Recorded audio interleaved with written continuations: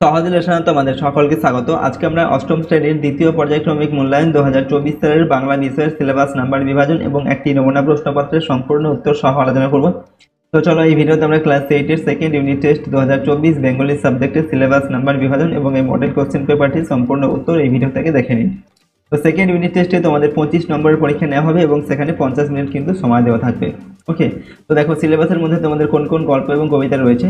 সাহিত্য মেলা বই থেকে দাঁড়াও, পল্লী সমাজ, ছন্নছাড়া, গাছের কথা, হাওয়ার গান, কি করে বুঝবো, পাড়াগার, দুপোহর ভালোবাসি, নাটোরের কথা, স্বদেশী কথা, গড়াই নদীর তীরে, জেলখানার চিঠি, ঠিক আছে, জেলখানার চিঠি, স্বাধীনতা, আদাব, এই সমস্ত গল্প কবিতা রয়েছে। এর সাথে তোমাদের পথের পাঁচালী বই থেকে নবম থেকে অষ্টাদশ পরিচ্ছেদ পর্যন্ত থাকবে। ঠিক আছে, ভাষা চর্চা বই থেকে বাক্যের রূপান্তর, বাক্যের বিভিন্ন পদ, এক শব্দের একাধিক অর্থের প্রয়োগ, পত্র রচনা। ঠিক আছে, এইগুলো তোমাদের সেকেন্ড ইউনিট টেস্টের জন্য কিন্তু পড়তে হবে। ওকে, এরপর দেখো তোমাদের কি ধরনের প্রশ্ন সেকেন্ড ইউনিট টেস্টে দেওয়া হবে। তো তোমাদের সেকেন্ড ইউনিট টেস্টের পরীক্ষায় দেখো প্রথমে গদ্য থেকে একটি এমসিকিউ থাকবে, কবিতা থেকে থাকবে একটি এমসিকিউ প্রশ্ন। এগুলোর মান হচ্ছে 1 নম্বর করে, সঠিক উত্তরগুলো এখান থেকে তোমাদের বেছে নিয়ে লিখতে হবে। আর ব্যাকরণ থেকে থাকবে 4টি। ঠিক আছে, তো টোটাল হচ্ছে 6টা এমসিকিউ প্রশ্ন দেওয়া থাকবে 1 নম্বর মানের। এরপর 1 নম্বর মানের এসএকিউ প্রশ্ন দেওয়া থাকবে, যেগুলোর এক কথায় উত্তর লিখতে হবে। ঠিক আছে, গদ্য থেকে থাকবে 2টি, কবিতা থেকে 2টি, আর হচ্ছে সহায়ক পাঠ থেকে থাকবে 2টি। ঠিক আছে, টোটাল 6টে থাকবে এসএকিউ প্রশ্ন। এরপর 3 নম্বর মানের প্রশ্ন লিখতে হবে তোমাদের গদ্য থেকে 1টি। ঠিক আছে, সাধারণত 2টি করে দেওয়া থাকবে, 1টি করে লিখতে হবে।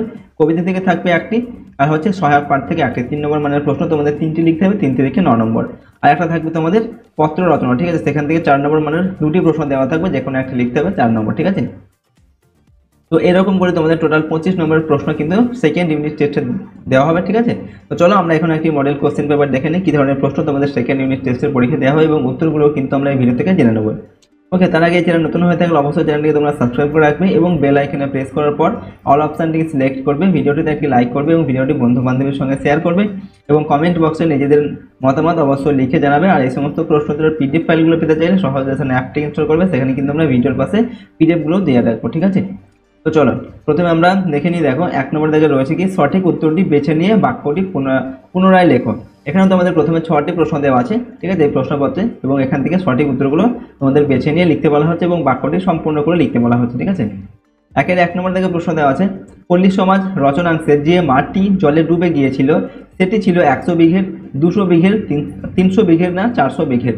তো পল্লী সমাজ রচনাংশে যে মাঠটি জলে ডুবে গিয়েছিল সেটি ছিল 100 বিঘের। ঠিক আছে, অপশান কয়েকটা সঠিক উত্তর হবে। 2 নম্বর, লেখকের 9 পিসে মশাই ছিলেন ডিসি ব্যানার্জি, লালমোহন ঘোষ না জানকীনাথ ঘোষাল। সঠিক উত্তর এখানে হবে জানকীনাথ ঘোষাল। ঠিক আছে, 3 নম্বর, টেনিদা নড়ে চড়ে বসলো বাক্যটি সদর্থক নির্দেশক বাক্য, নঙর্থক নির্দেশক বাক্য না প্রশ্নবোধক বাক্য। তো এই বাক্যটি হচ্ছে একটি সদর্থক নির্দেশক বাক্য। 4 নম্বর হচ্ছে, তার একলার অমতে কিছু আসে যায় না। ওকে, এটা কয়ের দাগে দেওয়া আছে, সদর্থক নির্দেশক বাক্য, নঙর্থক নির্দেশক বাক্য না প্রশ্নবোধক বাক্য। তো তার একলার অমতে কিছু আসে যায় না, এটা হচ্ছে নঙর্থক নির্দেশক বাক্য। এরপর 5 নম্বর, বিদ্যা বিনয় দান করে। রেখাঙ্কিত পদটি হলো ব্যক্তিবাচক বিশেষ্য, বস্তুবাচক বিশেষ্য না গুণবাচক বিশেষ্য। তো বিদ্যা বিনয় দান করে, এটা হচ্ছে একটি গুণবাচক বিশেষ্য। ঠিক আছে, গুণবাচক বিশেষ্য। 6 নম্বর, কনকনে ঠান্ডা বাতাস। রেখাঙ্কিত পদটি হলো বিশেষের বিশেষণ, সর্বনামের বিশেষণ না বিশেষণের বিশেষণ। তো কনকনে ঠান্ডা, এটা হচ্ছে বিশেষণের বিশেষণ। ঠিক আছে, ঠান্ডা একটি বিশেষণ, তার বিশেষণ হচ্ছে কনকনে। ঠিক আছে, এটা হচ্ছে বিশেষণের বিশেষণ। 2 নম্বর দাগে নিম্নলিখিত প্রশ্নগুলির উত্তর দাও। এখানে 6টি প্রশ্ন দেওয়া আছে, প্রত্যেকটা প্রশ্নের মান 1 নম্বর করে। 2-1 দেওয়া আছে, কখন কোথায় রমেশের কাছে কৃষকরা কেঁদে পড়েছিল। উত্তর লিখবে, বিকেল বেলায় চণ্ডী মণ্ডপে রমেশের কাছে কৃষকরা কেঁদে পড়েছিল। 2 নম্বর হচ্ছে, ছন্নছাড়া কবিতাটিতে বর্ণিত গাছটি কোথায় দাঁড়িয়েছিল। উত্তর হচ্ছে, ছন্নছাড়া কবিতাটিতে বর্ণিত গাছটি গলির মোড়ে দাঁড়িয়েছিল। 3 নম্বর, সমন কি বেশে হাজির হয়েছে। উত্তর হবে, সমন অনাহারের বেশে হাজির হয়েছে। 4 নম্বর হচ্ছে, বইয়ের আলমারিতে কার বই ছিল। উত্তর লিখবে, বইয়ের আলমারিতে সেজো কাকার বই ছিলেন। 5 নম্বর, অপু বসে বসে খাতায় কি লেখেন। তো অপু বসে বসে খাতায় নাটক লেখেন। নেক্সট 6 নম্বর, অপু কড়ি খেলতে কোথায় গিয়েছিল। উত্তর লিখবে, অপু কড়ি খেলতে জেলে পাড়ায় গিয়েছিলেন।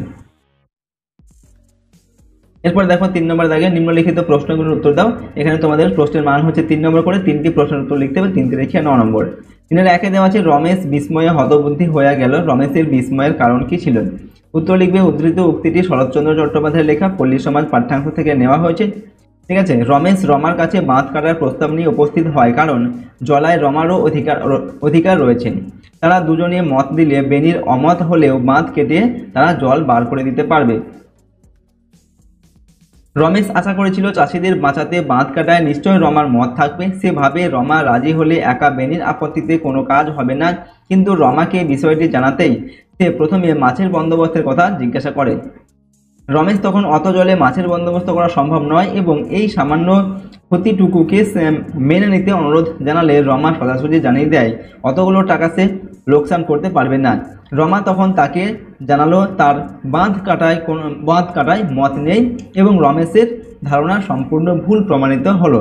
ঠিক আছে, এই অপ্রত্যাশিত আশা ভঙ্গে রমেশ হতবুদ্ধি হয়ে গেল। ঠিক আছে, পরের প্রশ্ন এর সঙ্গে অথবা দিয়ে দেওয়া আছে, মানুষ খাঁটি কিনা চেনা যায় শুধু টাকার সম্পর্কে। কে কার সম্পর্কে এই কথা বলেছিল, সে কেন এই কথা বলেছিল? তো পল্লী সমাজ গল্পে রমেশ রমার সম্পর্কে একথা বলেছিলেন। ঠিক আছে, কেন বলেছিলেন? বৃষ্টির জলে ডুবে চাষিদের 100 বিঘে ধান নষ্ট হতে চলেছিল। রমেশ জমিদারির অপর শরিক রমার কাছে সে এই অনুরোধ নিয়ে গিয়েছিল, বাঁধ কেটে জল বের করে দিলে মাছ বেরিয়ে গিয়ে অনেক টাকার ক্ষতি হবে জানিয়ে রমা রমেশের বাঁধ কেটে দেওয়ার অনুমতি প্রত্যাখ্যান করে। ঠিক আছে, অনুরোধ প্রত্যাখ্যান করে। রমার উপর রমেশের ভীষণ ভরসা ছিল। তার কেমন যেন বিশ্বাস জন্মেছিল যে তার একান্ত অনুরোধ রমা কিছুতেই প্রত্যাখ্যান করতে পারবে না। কিন্তু রমা জানায় বিষয় তার ভাই যতীনের, সে শুধু যতীনের অভিভাবক মাত্র। এই শুনে রমেশ মিনতি করে রমাকে জানায় যে এই কটা টাকা তার কাছে তেমন বড় ক্ষতি নয়, কিন্তু তার জন্য এত লোকের অন্ন কষ্ট দেবার মতো নিষ্ঠুর কাজ সে যেন না করে। রমা এর উত্তরে মৃদুভাবে বলে, নিজের ক্ষতি করতে না পেরে যদি নিষ্ঠুর হয় তাহলে তাই হোক। আর রমেশবাবুর যখন চাষিদের জন্য এতই দয়া তখন তিনি নিজেই ক্ষতিপূরণ করে দিন। এই কথাটিকে বিদ্রূপ কল্পনা করে রমেশ এই উক্তিটি করেছিল। ঠিক আছে, এরপর 3-এর 2 নম্বর হচ্ছে ঘেঁষবেন না ওদের কাছে। এই সাবধান বাণী কে উচ্চারণ করেছেন? ওদের কাছে না ঘেঁষার পরামর্শ দেওয়া হলো কেন? তো উদ্ধৃত সাবধান বাণীটি উচ্চারণ করেছেন গাড়ির অর্থাৎ ট্যাক্সির চালক। ঠিক আছে, ওদের বলতে তথাকথিত একদল ছন্নছাড়া বেকার যুবকের কথা এখানে বলা হয়েছে বা বোঝানো হয়েছে। এরপর আমরা লিখছি, ছন্নছাড়া কবিতার ওরা সমাজের নৈরাজ্যের মানুষ। ড্রাইভারের মতে ওদের বাস্তব ভিটে রীতিনীতি আইন কানুন বিষয় বিনয় ভদ্রতা শালীনতা কিছুই নেই। ওরা কেবল অকারণ সময় নষ্ট করে অন্যের স্বাভাবিক জীবনযাত্রার পথে বিঘ্ন সৃষ্টি করে। তাই ওদিক দিয়ে গেলে অহেতুক তারা লিফট চাইতে পারে, আর তাদের সেই চাওয়াকে উপেক্ষা করা সম্ভব হবে না। তাতে তাদের অকারণ দেরি হবার সম্ভাবনা থাকে। সেই কারণে বক্তা ওদের কাছে না ঘেঁষার পরামর্শ দিয়েছেন। এর সঙ্গে অথবা দিয়ে বলা হচ্ছে, এ বাড়ির যত আনন্দ হাসি আঁকা জীবন্ত করি, কবিতায় কবি প্রকৃতির সঙ্গে একাত্ম যে গ্রামীণ কুটিরের জীবন্ত ছবি এঁকেছেন তার বর্ণনা দাও বা বিবরণ দাও। তোমরা লিখছি, কবি জসিমউদ্দিন গড়াই নদীর তীরে অবস্থিত একটি কুটিরের সঙ্গে প্রকৃতির নিবিড় সম্পর্কের একটি জীবন্ত ছবি এঁকেছেন। কুটিরটিকে ঘিরে আছে নানান জাতীয় লতাপাতা এবং বিভিন্ন রকমের বুনো ফুল ফল। লাউ কুমড়োর ঝাড়ের নিচে নোটে শাকের লাল রঙের উজ্জ্বলতা মনকে ভরিয়ে দেয়। বিভিন্ন পাখিও এই কুটিরের টানে এখানে আসে এবং গাছের শাখায় বসে নির্ভয়ে গান ধরে। উঠোনে শুকোতে দেওয়া মটর, মুসুরের ডাল, কালো জিরা, ধনে এবং লাল লঙ্কা মরিচকে দেখে মনে হয় যেন আলপনা আঁকা উঠোন। ছোট এই কুটিরটির সমস্ত আনন্দই যেন জীবন্ত ছবির মতো প্রকাশ পেয়েছে। সমস্ত প্রকৃতি মায়া মমতায় এই গ্রামীণ কুটিরটিকে বেষ্টন করে আছেন। 3-এর 3 নম্বর, অপর টিনের বাক্সতে কি কি ছিল?